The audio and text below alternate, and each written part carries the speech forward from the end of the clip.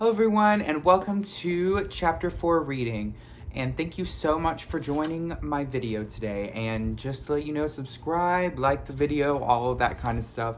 Join the Discord to have Harry Potter discussions, which I hope more people, anybody joins, so that we can just talk about Harry Potter all day. Anyway, let's get started with Chapter 4 at Flourish and Blots.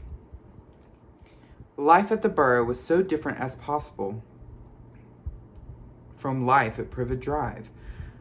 The Dursleys liked everything neat and ordered. The Weasleys' house burst with the strange and unexpected.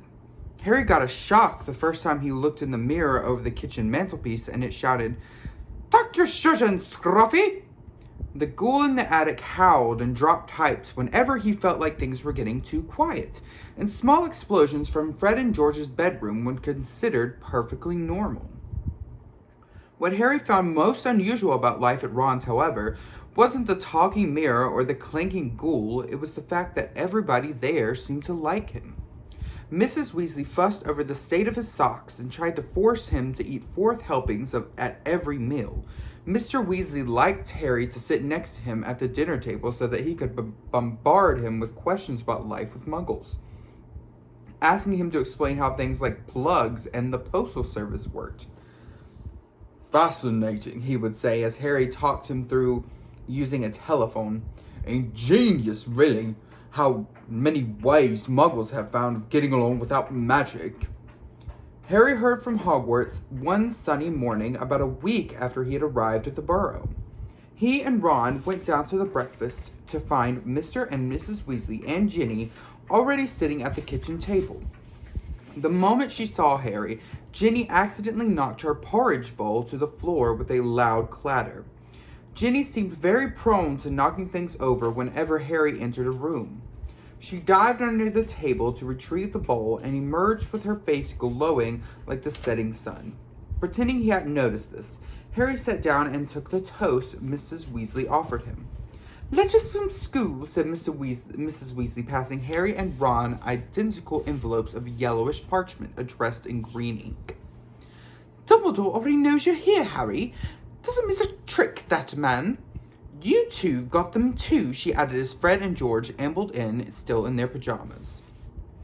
For a few minutes, there was silence as they all read their letters. Harry told him to catch the Hogwarts Express as usual from King's Cross Station on September the 1st. There was also a list of the new books he'd need for the coming year. Second-year students will require The Standard Book of Spells, Grade 2 by Miranda Goshawk, Break with the Banshee by Gilderoy Lockhart, Gliding with Ghouls by Gilderoy Lockhart, Holidays with Hags by Gilderoy Lockhart, Travels with Trolls by Gilderoy Lockhart, Voyages with Vampires by Gilderoy Lockhart, Wanderings with Werewolves by Gilderoy Lockhart, Year at the Yeti by Gilderoy Lockhart. Fred, who had finished his own list, peered over at Harry's. "You've been told to get all these Lockhart books too," he said. "The new Defense Against the Dark Arts teacher must be a fan. Bet it's a witch." At this point, Fred caught his mother's eye and quickly busied himself with the marmalade. "This lot won't come cheap," said George with a quick look at his parents. "Lockhart's books are really expensive." "We'll manage," said Mrs. Weasley, but she looked worried. "I expect we'll be able to pick up a lot of Ginny's things second-hand." "Oh, are you starting at Hogwarts this year?" Harry asked Ginny. She nodded, blushing to the roots of her flaming hair, and put her elbow in the butter dish.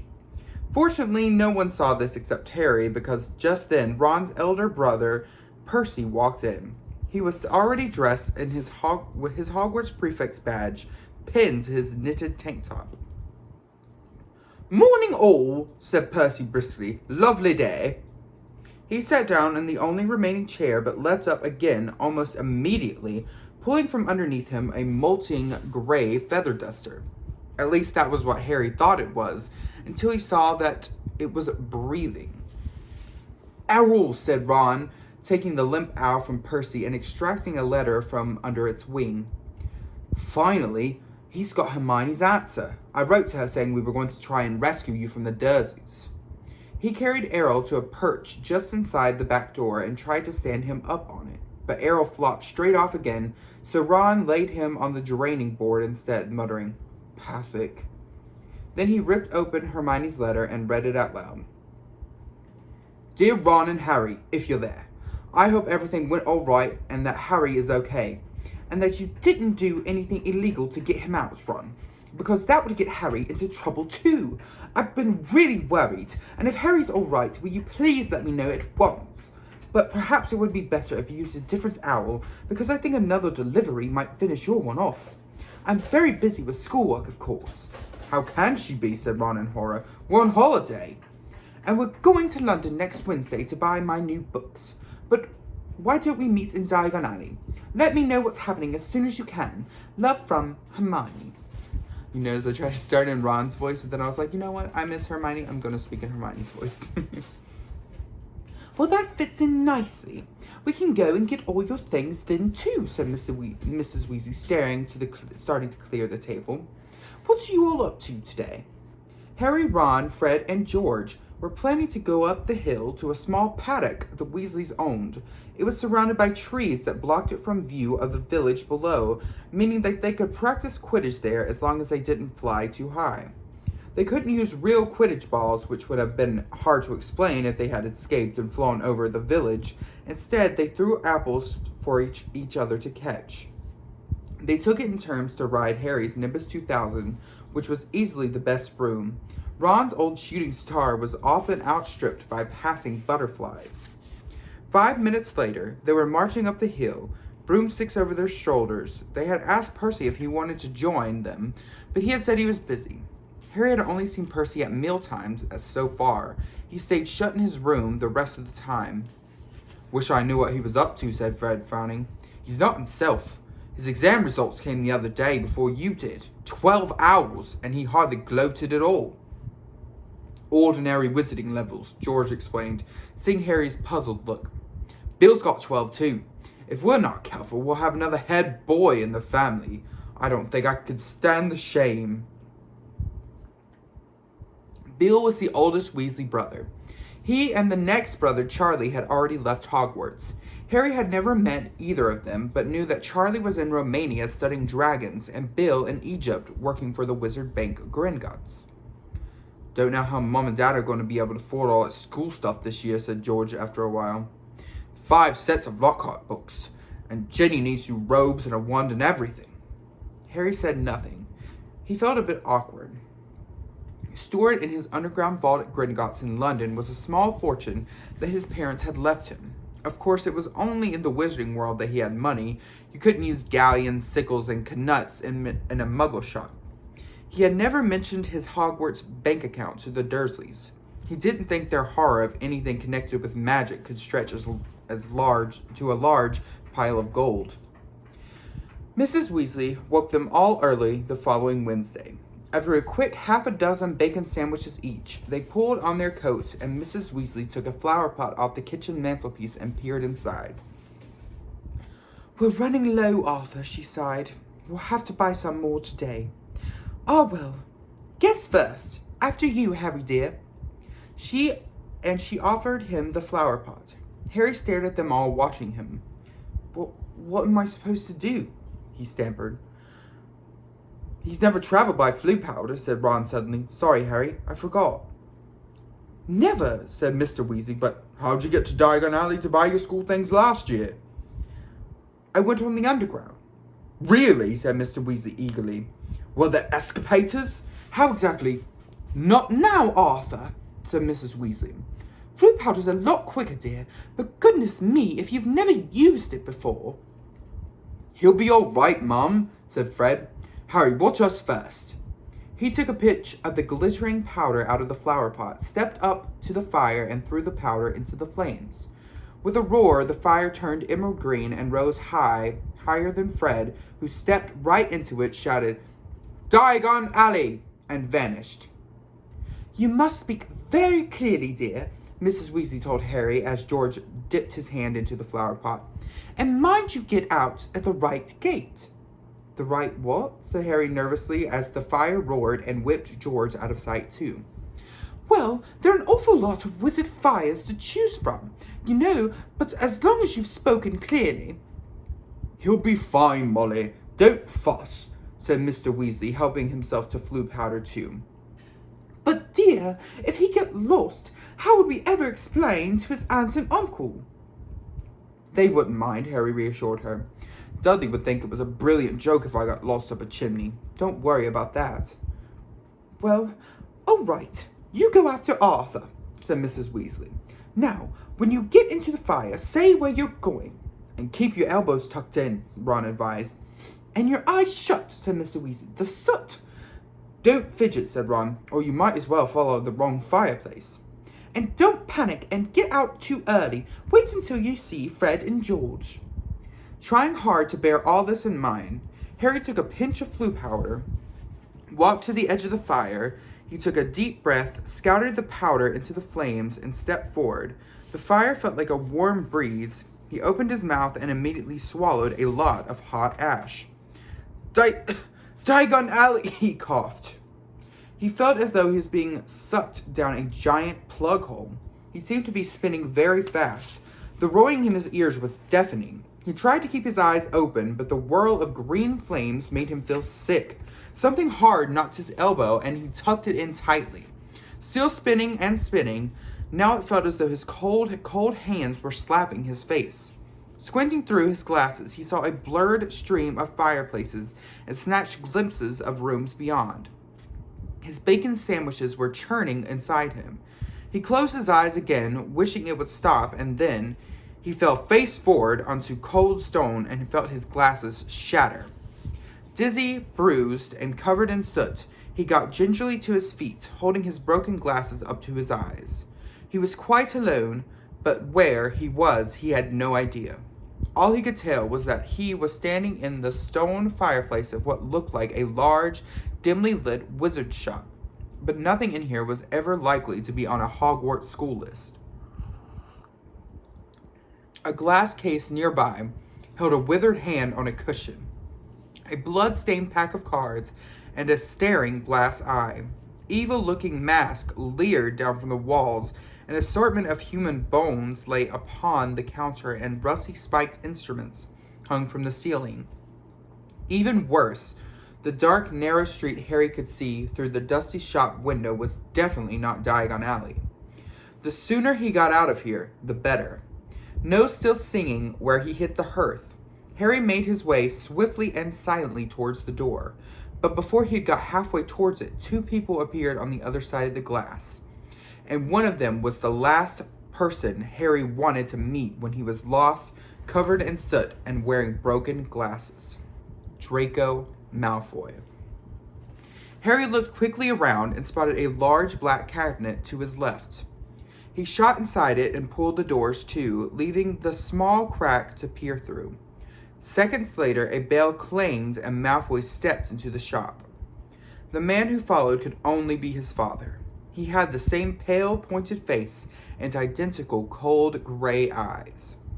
Mr. Malfoy crossed the shop, looking lazily at the items on display, and rang the bell on the countertop before turning to his son and saying, "Touch nothing, Draco." Malfoy, who had reached for the glass eye, said, "I thought you were going to buy me a present."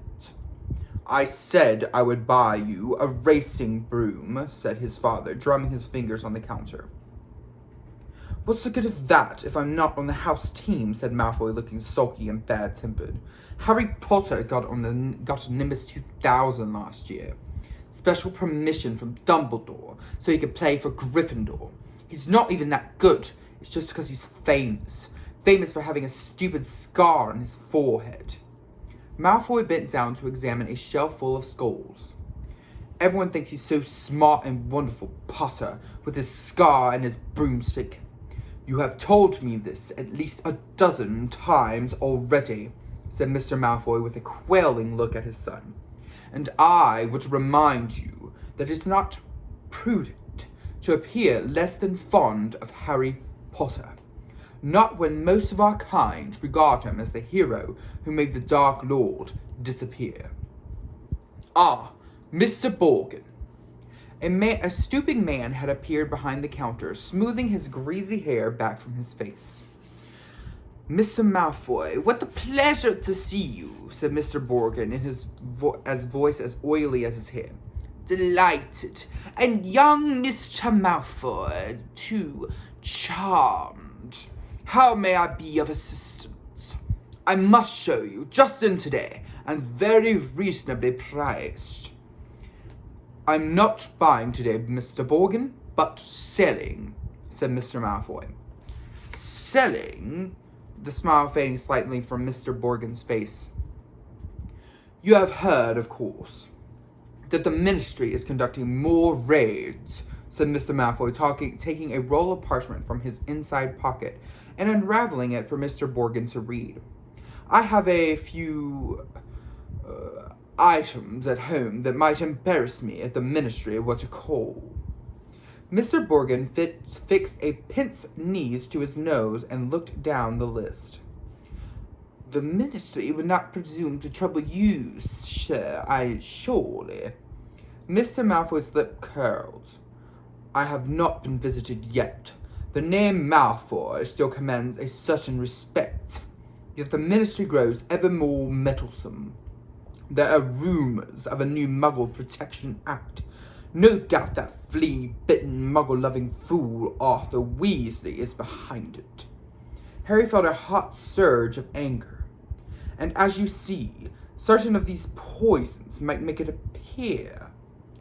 "I understand, sir, of course," said Mr. Borgin. "Let me see."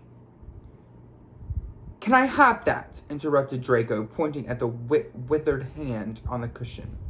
"Ah, the hand of glory," said Mr. Borgin, abandoning Mr. Malfoy's list and scurrying over to Draco. "Insert a candle, and it gives light to the holder. Best thou, friend of thieves and plunderers. Your son has fine taste, sir." "I hope my son will amount to more than a thief or a plunderer, Borgin," said Mr. Malfoy coldly. And Mr. Borgin said quickly, "No offense, sir. No offense meant." "Though if his school marks don't pick up," said Mr. Malfoy more coldly still, "they may indeed be all he is fit for." "It's not my fault," Draco retorted. "The teachers all have favorites. That Hermione Granger."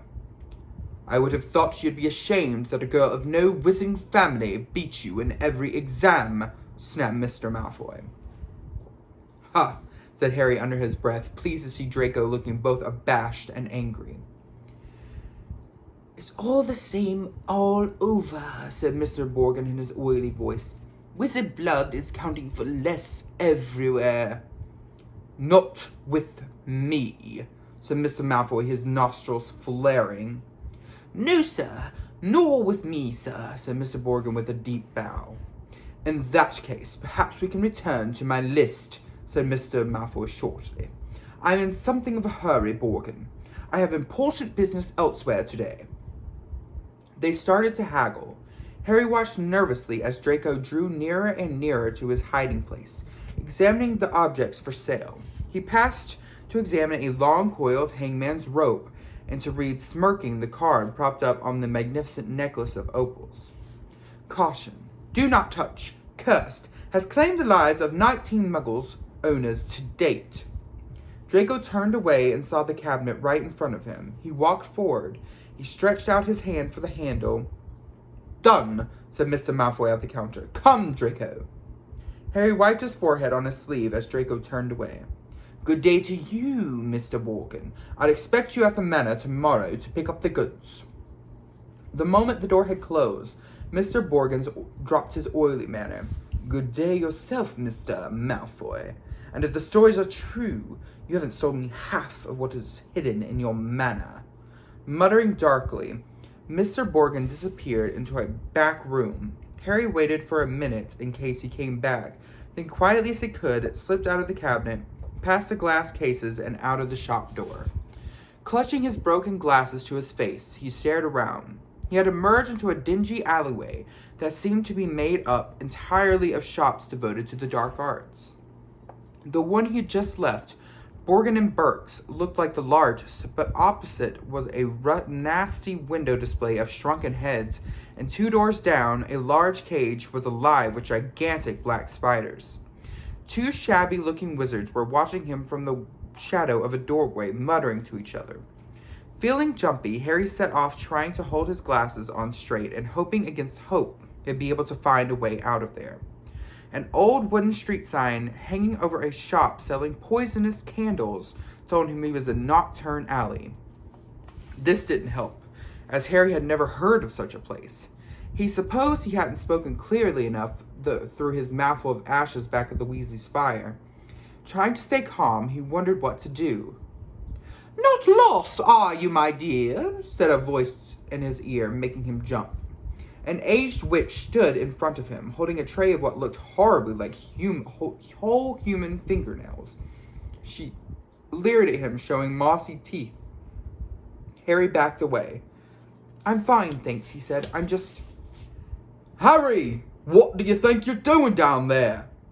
Harry's heart leapt. So did the witch. A load of fingernails cascaded down over her feet, and she cursed as the massive form of Hagrid, the Hogwarts gamekeeper, came striding towards them, beady black eyes flashing over his great bristling beard. "Hagrid!" Harry croaked in relief. "I was lost! Floo powder!" Hagrid seized Harry by the scruff of his neck and pulled him away from the witch, knocking the tray right off her hands. She shrieked.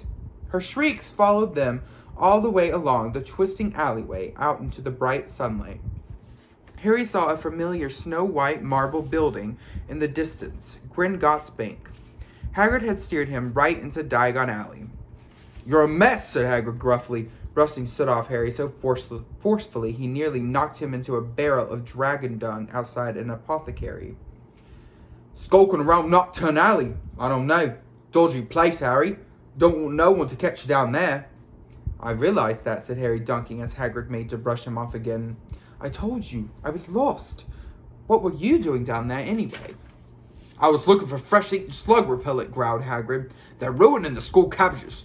You're not on your own." "I'm staying with the Weasleys, but we got separated," Harry explained. "I've got to go and find them." They set off together down the street. "How come you never wrote back to me?" said Hagrid, as Harry jogged alongside him. He had to take 3 steps to every stride of Hagrid's enormous boots. Harry explained all about Dobby and the Dursleys. "Bloody muggles," growled Hagrid. "If I'd known..." "Harry! Harry, over here!" Harry looked up and saw Hermione Granger standing at the top of the white flight of steps to Gringotts. She ran down to meet them, her bushy brown hair flying around her. "What happened to your glasses? Hello, Hagrid. Oh, it's wonderful to see you two again. Are you coming into Gringotts, Harry?" "As soon as I found the Weasleys," said Harry. "You won't have to wait too long," grinned Hagrid. Harry and Hermione looked around. Sprinting up the crowded street were Ron, Fred, George, Percy, and Mr. Weasley. "Harry," said Mr. Weasley panted, "we hoped you'd only gone one break too far." He mopped his glistening bald patch. "Molly's frantic. She's coming now." "Where did you come out?" said Ron asked. "Knockturn Alley." Knockturn Alley, said Hagrid grimly. "Brilliant," said Fred and George together. "We've never been allowed in," said Ron enviously. "I should pretty well think not," growled Hagrid. Mrs. Weasley now came galloping into view, her handbag swinging wildly in her hands, Ginny just clinging on to the other. "Oh, Harry! Oh, my dear! You could have been anywhere!" Gasping for breath, she pulled a large cloth brush out of her bag and began sweeping off the soot Hagrid had managed to beat away. Mr. Weasley took Harry's glasses, gave them a tap of his wand, and returned them good as new. "Well, gotta be off," said Hagrid, who was having his hand wrung by Mrs. Weasley. "Knockturn Alley, if you hadn't found him, Hagrid." "See you at Hogwarts," and he strode away, head and shoulders taller than anyone else in the packed street.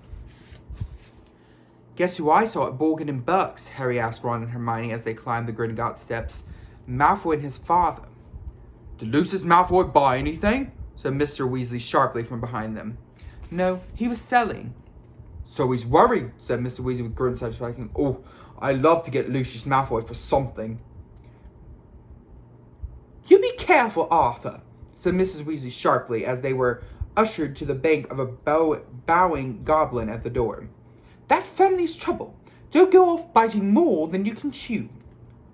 "So, you don't think I'm a match for Lucius Malfoy?" said Mr. Weasley indignantly, but he was distracted almost at once by the sight of Hermione's parents, who were standing nervously at the counter that ran all along the great marble hall, waiting for Hermione to introduce them.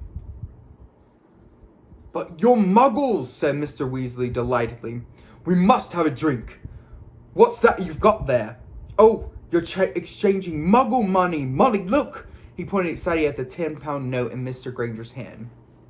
"Meet you back here," said Ron to Hermione, as the Weasleys and Harry were led off to the underground vaults by another Gringotts goblin. The vaults were reached by means of small goblin-driven carts that sped along miniature train tracks through the bank's underground tunnels. Harry enjoyed the breakneck journey down to the Weasleys' vault, but felt dreadfully, far worse than he had in Knockturn Alley when it was opened. There was a very small pile of silver sickles inside, and just one gold galleon. Mrs. Weasley felt right to the corners before sweeping the whole lot into her bag. Harry felt even worse when they reached his vault. He tried to block the contents from view as he hastily shoved handfuls of coins into his leather bag. Back outside on the marble steps, they all separated. Percy muttered vaguely that he needed a new quill. Fred and George had spotted their friend from Hogwarts, Lee Jordan. Mrs. Weasley and Ginny were going to second-hand robe shop. Mr. Weasley was insisting on taking the Grangers off to the Leaky Cauldron for a drink. "We'll meet at Flourish and Blotts in an hour to buy your school books," said Mrs. Weasley, setting off with Ginny. "And not one step down Knockturn Alley!" she shouted at the twins' retreating backs. Harry, Ron, and Hermione strolled off along the winding cobbled street, the bag of gold, silver, and bronze jangling cheerfully in Harry's pocket. Was clamoring to be spent, so he bought 3 large strawberry and peanut butter ice creams, which they slurped happily as they wandered up the alleyway, examining the fascinating shop windows. Ron gazed longingly at a full set of Chudley Cannon robes in the windows of Quality Quidditch Supplies, until Hermione dragged them off to buy ink and parchment next door in Gamble and Japes. In Gamble and Japes' Wizarding Joke Shop, they met Fred and George and Lee Jordan, who were stocking up on Dr. Filibuster's fabulous wet start no-heat fireworks, and in Tiny Junk Shop, full of broken wands, wonky brass scales, and old cloaks covered in potion stains, they found Percy deeply immersed in a small and deeply boring book called Prefects Who Gained Power. A study of Hogwarts prefects in their later careers, Ron read aloud at the back cover. "That sounds fascinating." "Go away," Percy snapped. Of course, he's very ambitious, Percy. He's got it all planned out. Wants to be Minister of Magic, Ron told Harry and Hermione in an undertone as they left Percy to it. An hour later, they headed for Flourish and Blotts. They were by no means the only ones making their way to the bookshop. As they approached it, they saw to their surprise a large crowd jostling outside the doors trying to get in. The reason for this was proclaimed by a large banner stretched across the upper windows. "Gilderoy Lockhart will be signing copies of his autobiography, Magical Me, today, 12:30 to 4:30 p.m. "We can actually meet him," squealed Hermione. "I mean, he's written almost the whole book list." The crowd seemed to be made up mostly of witches around Mrs. Weasley's age. A harassed-looking wizard stood at the door, saying, "Calmly, please, ladies. Don't push there. Mind the books now." Harry, Ron, and Hermione squeezed inside. A long queue wound right to the back of the shop where Gilderoy Lockhart was signing his book. They each grabbed a copy of Break with the Banshee and sneaked up the line to where the rest of the Weasleys were standing with Mr. and Mrs. Granger. "Oh, good, there you are," said Mrs. Weasley. She sounded breathless and kept patting her hair. "We'll be able to see him in a minute." Gilderoy Lockhart came slowly into view, seated at a table surrounded by large pictures of his own face, all winking and flashing dazzling white teeth at the crowd. The real Lockhart was wearing robes of forget-me-not blue, which exactly matched his eyes. His pointed wizard hat was set in a jaunty angle on his wavy hair. A short, irritable-looking man was dancing around, taking photographs with a large black camera that emitted puffs of purple smoke with every blinding flash. Get out of the way there, he snarled at Ron, moving back to get a better shot. This is for the Daily Prophet. Big deal, said Ron, rubbing his foot where the photographer had stepped on it. Gilderoy Lockhart heard him. He looked up, he saw Ron, and then he saw Harry. He stared, then he leapt to his feet and positively shouted, "It can't be Harry Potter!" The crowd parted, whispering excitedly. Lockhart dived forward, seized Harry's arm, and pulled him to the front. The crowd burst into applause.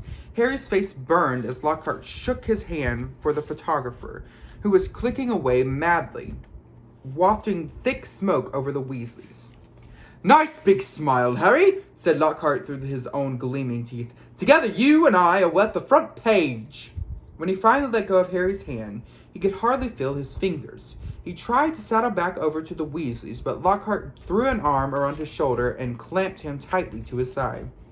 "Ladies and gentlemen," he said loudly, waving for quiet, "what an extraordinary moment this is. The perfect moment for me to make a little announcement I've been sitting on for some time. When young Harry here stepped into Flourish and Blots today, he only wanted to buy my autobiography, which I shall be happy to present for him now, free of charge." The crowd applauded again. "He had no idea," Lockhart continued, giving Harry a little shake that made his glasses slip to the end of his nose, "that he would shortly be getting much, much more than my book, Magical Me. He and his schoolfellows will, in fact, be getting the real Magical Me. Yes, ladies and gentlemen, I have great pleasure and pride in announcing that this September I will be taking up the post of Defense Against the Dark Arts teacher at Hogwarts School of Witchcraft and Wizardry." The crowd cheered and clapped, and Harry found himself being presented with the entire works of Gilderoy Lockhart. Staggering slightly under the weight, he managed to make his way out of the limelight to the edge of the room where Ginny was standing next to her new cauldron. "You can have these," Harry mumbled to her, tipping the books into the cauldron. "I'll buy my own." "Bet you loved that, didn't you, Potter?" said a voice Harry had no trouble recognizing. He straightened up and found himself face to face with Draco Malfoy, who was wearing his usual sneer. "Famous Harry Potter," said Malfoy, "can't even go to a bookshop without making the front page." "Leave him alone. He didn't want all that," said Ginny. It was the first time she had spoken in front of Harry. She was glaring at Malfoy. "Potter, you got yourself a girlfriend," drawled Malfoy. Ginny went scarlet as Ron and Hermione found their way over, both clutching stacks of Lockhart books. "Oh, it's you," said Ron, looking at Malfoy as though he were something unpleasant on the sole of his shoe. "Bet you're surprised to see Harry here, huh?" "Not as surprised as I am to see you in a shop, Weasley," retorted Malfoy. "I suppose your parents will go hungry for a month to pay for all that lot." Ron went as red as Ginny. He dropped his books into the cauldron too and started towards Malfoy, but Harry and Hermione grabbed the back of his jacket. "Ron," said Mr. Weasley, struggling over with Fred and George, "what are you doing? It's mad in here. Let's go outside." Well, well, well, Arthur Weasley. It was Mr. Malfoy. He stood with his hand on Draco's shoulder, sneering in just the same way. "Lucius," said Mr. Weasley, nodding coldly. "Busy time at the Ministry, I hear," said Mr. Malfoy. "All those raids. I hope they're paying you overtime." He reached into Ginny's cauldron and extracted from amidst the glossy Lockhart books a very old, very battered copy of A Beginner's Guide to Transfiguration. "Obviously not," he said. "Dear me, what's the use of being a disgrace to the name of wizard? They don't even pay you well for it." Mr. Weasley flushed darker than either Ron or Hermione. "We have a very different idea of what disgraces the name of wizard, Malfoy," he said. "Clearly," said Mr. Malfoy, his pale eyes straying over to Mr. and Mrs. Granger, who were watching apprehensively. "The company you keep, Weasley, and I thought your family could sink no lower." There was a thud of metal as Ginny's cauldron went flying. Mr. Weasley had thrown himself at Mr. Malfoy, knocking him backwards onto a bookshelf. Dozens of heavy books came thudding down all on their heads. There was a yell of, "Get him, Dad!" from Fred and George. Mrs. Weasley was shrieking, "No, Arthur, no!" The crowd stampeded backwards, knocking more shells over. "Gentlemen, please, please!" cried the assistant, and then, louder than all, "Break it up there, gents, break it up!" Hagrid was wandering towards them through the sea of books. In an instant he pulled Mr. Weasley and Mr. Malfoy apart. Mr. Weasley had a cut lip, and Mr. Malfoy had been hit in the eye by the Encyclopedia of Toadstools. He was still holding Ginny's old Transfiguration book. He thrust it at her, his eyes glistening with malice. "Here, girl, take your book. Is that the best your father can give you?" Pulling himself out of Hagrid's grip, he beckoned to Draco and swept from the shop. "You should have ignored him, Arthur," said Hagrid, almost lifting Mr. Weasley off his feet to straighten his robes. "Rotten to the core, the whole family. Everyone knows that. No Malfoy's worth listening to. Bad blood, that's what it is. Come on now, let's get out of here." The assistant looked as though he wanted to stop them leaving, but he barely came up to Hagrid's waist and seemed to think better of it. They hurried up the street, the Grangers shaking with fright, and Mrs. Weasley beside herself with fury. "A fine example to set your children, brawling in public. What Gilderoy Lockhart must have thought." "He was pleased," said Fred. "Didn't you hear him? And as we were leaving, he was asking the bloke from the Daily Prophet if he'd be able to work the fight into his report. Said he was all publicity." But it was a subdued group that headed back to the fireside in the Leaky Cauldron, where Harry, the Weasleys, and all their shopping would be traveling back to the Burrow using Floo powder. They said goodbye to the Grangers, who were leaving the pub for the Muggle Street on the other side. Mr. Weasley started to ask them how bus stops worked, but stopped quickly at the look on Mrs. Weasley's face. Harry took off his glasses and put them safely in his pocket before helping himself to Floo powder. It definitely wasn't his favorite way to travel. End of chapter. I hope you guys enjoyed that chapter. We'll be doing chapter 5, The Whomping Willow, tomorrow. I think last time I said I wanted to talk about the fact that Weasleys are a great family, and one thing that they did that annoyed the crap out of me in the book, at least for this movie, was the fact that... Sorry, someone's distracting me. The Weasleys did not run after Harry, that they just sat in a shop and waited for him and didn't care, which was very weird. But anyways, there's other things about that chapter.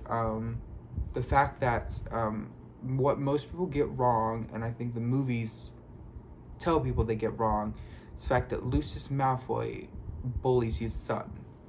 And if you read between the lines, he actually tells his son it is not prudent or not okay to be antagonizing Harry Potter, as most people resign him as the one who defeated the Dark Lord.